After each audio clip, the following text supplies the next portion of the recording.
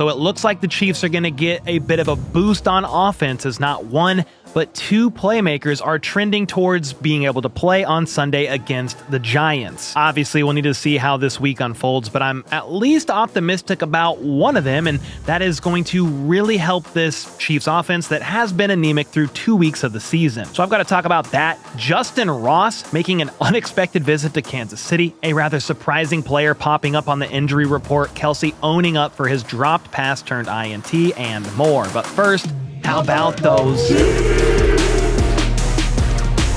All right, first up, Travis Kelce spoke about the dropped pass turned INT in the Eagles game. This was today during his podcast on New Heights, and he basically said that Mahomes threw it right where it needed to go. If you remember, Mahomes said post-game in his presser that he could have placed it better and thrown the ball closer to Kelce's body, but Kelce basically scoffed at that notion. He said this is a play that he's made about 1 million times, and he simply needed to catch it. No excuses there. Getting his head around in anticipation a little faster would have helped with that, and he puts the blame on himself.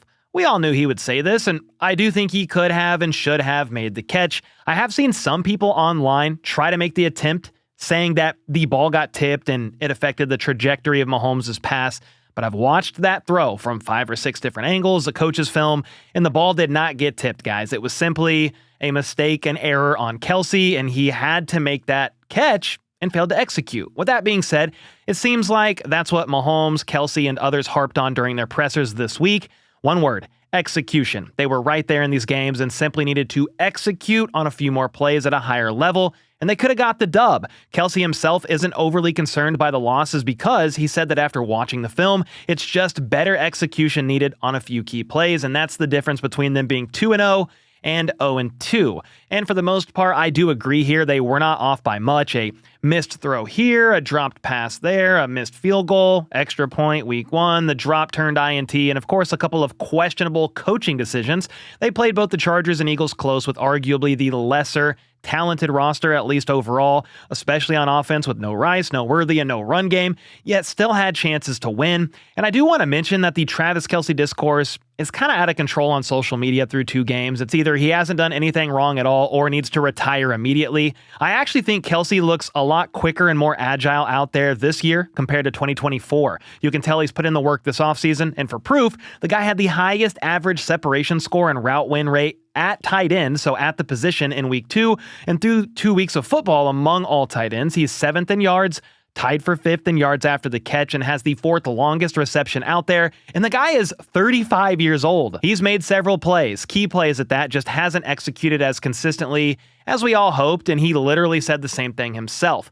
Part of the issue here is the offense shouldn't have to funnel directly through Travis Kelce in the pass game, but it's the reality of the situation right now with injuries, suspension, and literally no run game. The good news is the Chiefs have some key players coming back to action. They're at practice this week and trending towards playing, and that means potentially great news is here on the horizon. So I want to process through that, talk about a pretty surprising yet familiar face visiting Kansas City, and more coming up next. But first, if you are looking for work boots that are both comfortable and durable while also an affordable price, then look no further than to today's sponsor, Brunt Workwear. I personally sit in my basement every day, all day, making videos for all of you, but there are a ton of you who either listen to my videos or watch them while out on the job or on your lunch break, and these are for you. You see, trades workers play a big role in the U.S., and Brunt Workwear makes the most comfortable work boots on the market that feel great straight out of the box. Brunt work boots are made for the toughest sites out there, holding up in any environment.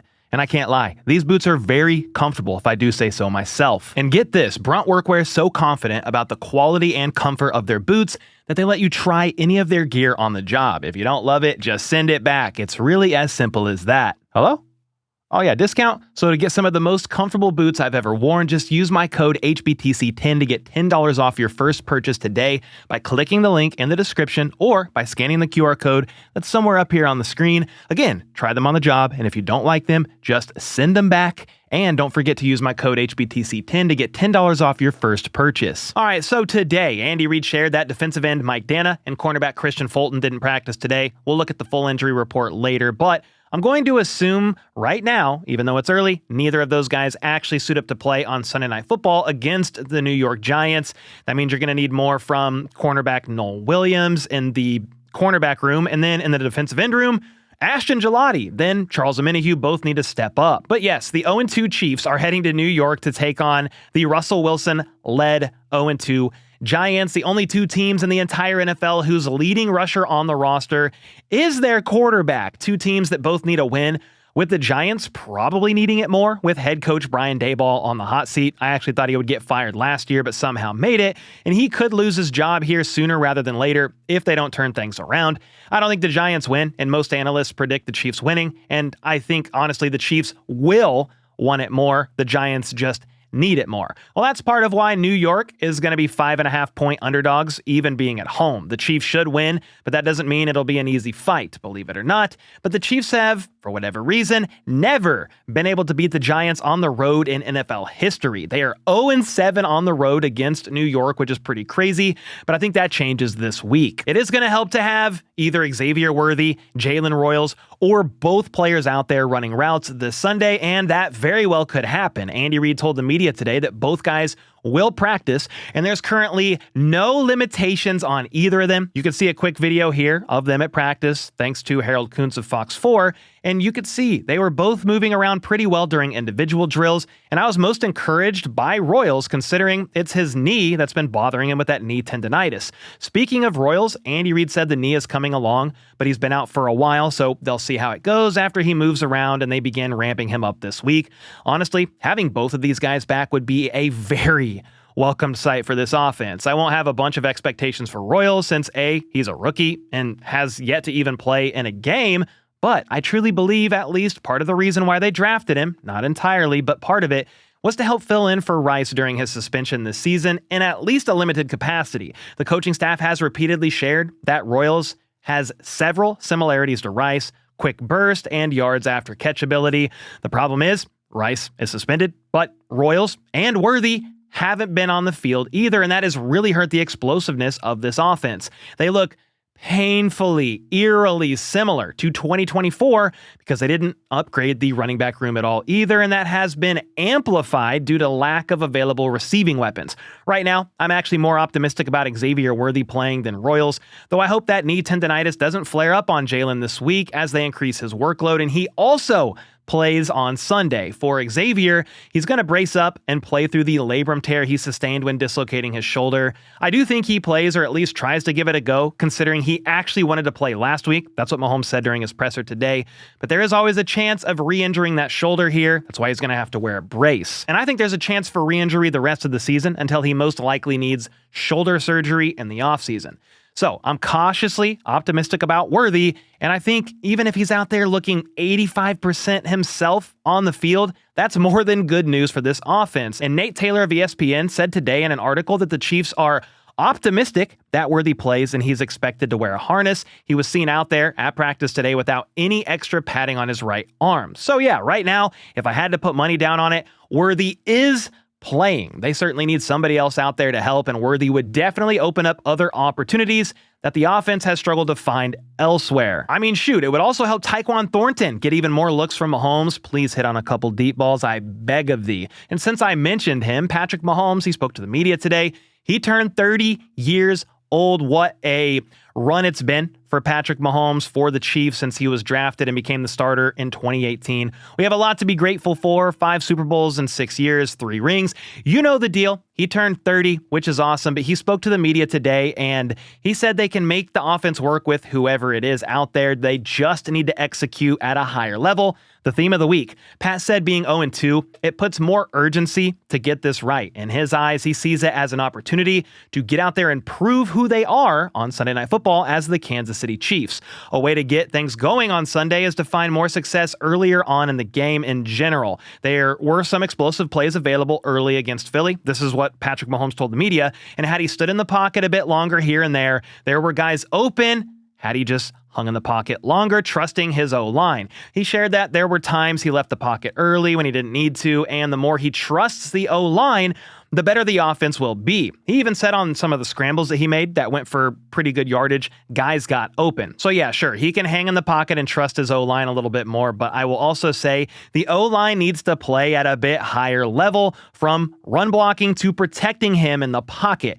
Mahomes is currently the 8th most pressured quarterback in the league, with Jawan Taylor leading all offensive tackles and penalties, and then Kingsley Suamataia has allowed the 2nd most pressures among all guards in the NFL with 8. His quick losses are what concern me the most. Former Chiefs lineman Mitchell Schwartz watched the film on KC's O-line and did say that Kingsley is improving. So that is some good news there. He's trending in an upward trajectory, but when he loses, it's bad, and the loss is quick. Well, they're going to have to get that figured out for this week, because that defensive line of the Giants is pretty freaking good, and they have Dexter Lawrence along the interior after all, so that'll be a big key to watch in this one. The battle along the interior in the trenches. I'd also love to see a bit more of a run game. I don't have high hopes for it, and I have no idea if it'll actually work or not, considering they have one of the least explosive rooms in all of football. The O-line hasn't been perfect, okay? They haven't blocked and executed at the level they would like to, but there has been opportunities there for additional yards. They just haven't been able to get it done.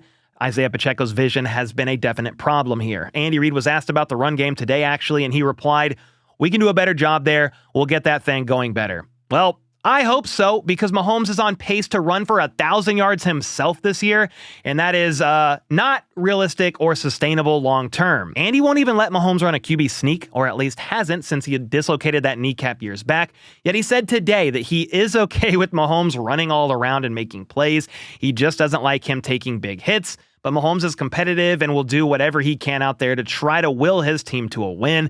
Well, sure, I don't mind scrambles from time to time either, but a dynamic run game would be preferred to help protect Mahomes for a long season. Something we will see all season long regardless are roster moves, and there's a few that have happened recently worth talking about. For starters, the team recently reached a non-injury settlement with defensive end BJ Thompson and placed him on waivers. He cleared waivers and is actually now a free agent. This happened Friday, cleared waivers Monday, and honestly, I'm not sure this man will ever play football again or not, but I do wish the former 5th-round pick nothing but the best.